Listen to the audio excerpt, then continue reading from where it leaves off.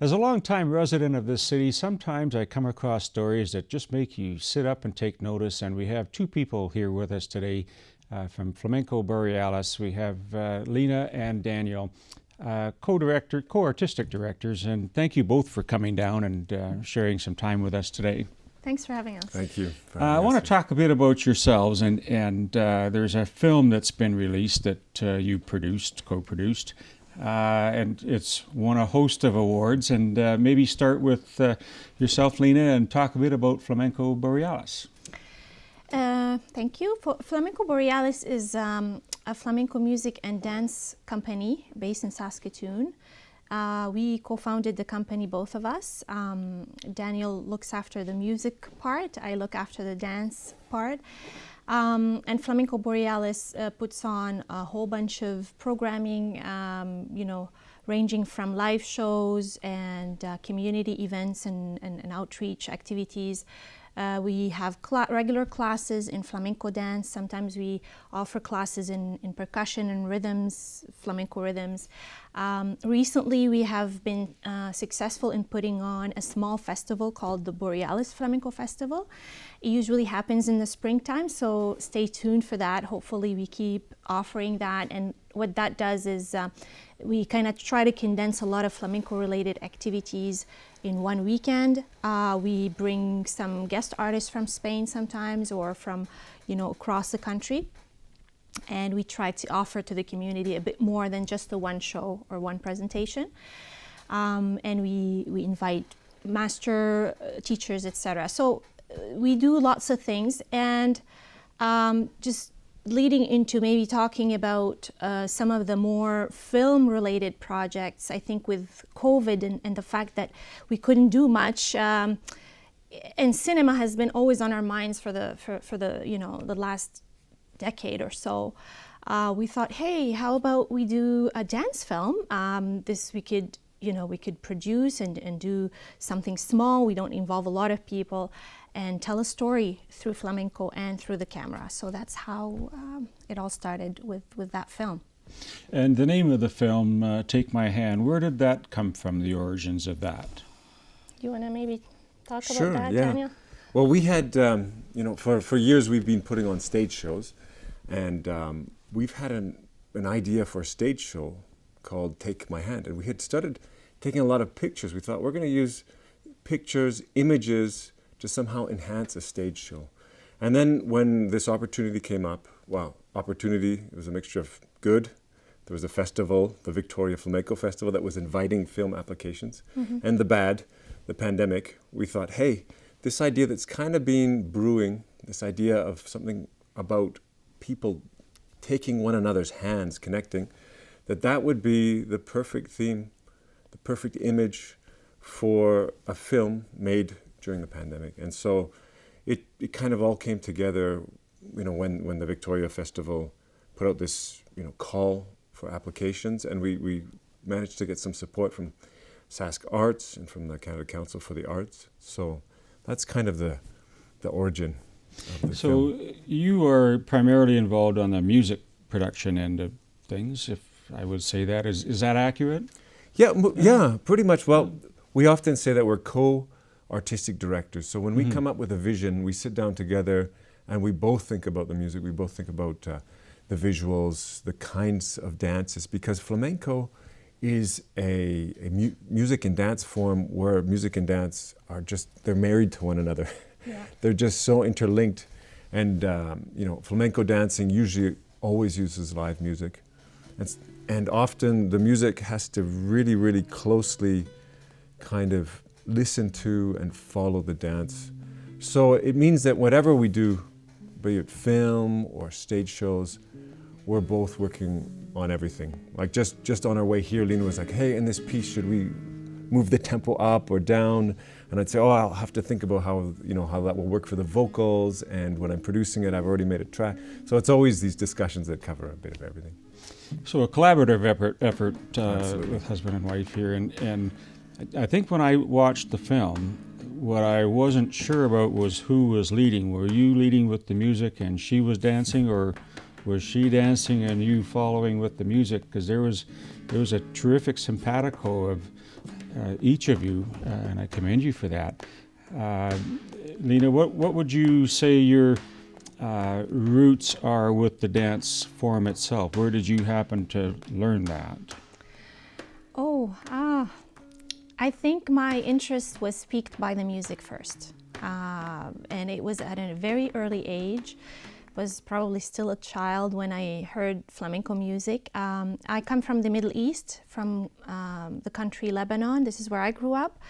So I'm not Spanish by origin, but it's pretty close. Like we come from that same region, and sort of I relate a lot to the cultural cues of flamenco and how people live and stuff like that. So I find it very close to me, even though I'm not necessarily Spanish.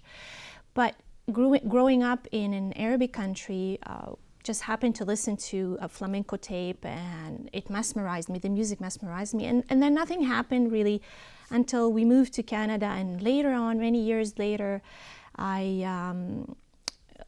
started listening to flamenco music, looked up some classes. I was living in Montreal at the time. Looked up some classes, started taking classes, and right away, I think the first year of taking classes, I decided I need to go to Spain and study it seriously. So I ventured there, and I go back to Spain. Now I go back every year. For the past few years, I just go back every year to get it from the source, to get inspired, to be coached and trained and bring ideas with me and stuff like that. So it was a very gradual thing, but I would say it was rooted in my early childhood because of the music. It was just something that I've never heard before, and I was completely taken by it. Yeah. As a former Ukrainian dancer, if you will, as a child, and then short career as a photographer, I completely admire the work of the film, everything from lighting and your presentation and the dance. But Daniel, if we go to the music end of it, production of that, the instruments that you play, tell us a bit about that and how you mastered those. Yeah, well, that's a great question, and I don't know how many of them I actually master, but I certainly try to do them all justice. Yeah. I have a pretty diverse music background. I used to play in the Saskatoon Symphony. I was a horn player, and I've always played piano since I was very young. But I picked up the guitar. So in the film, I play guitar, the Arabic oud, piano, and what is that?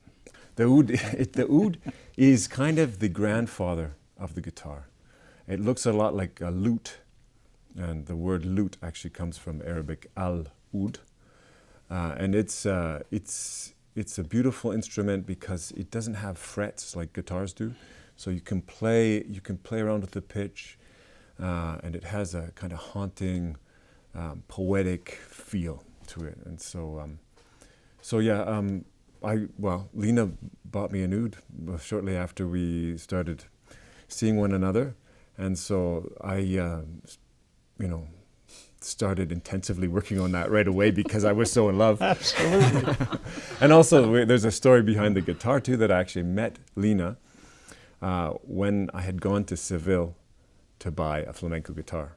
So our paths crossed right when I was getting into adding the guitar to my musical activities. In Spain. In Spain, yeah. Just woke up one morning and thought I'd start playing a guitar. Yeah. When you look at what the film has done, you've won some awards with that. Can you share some of that process and what that means and some of the awards you've won? Sure.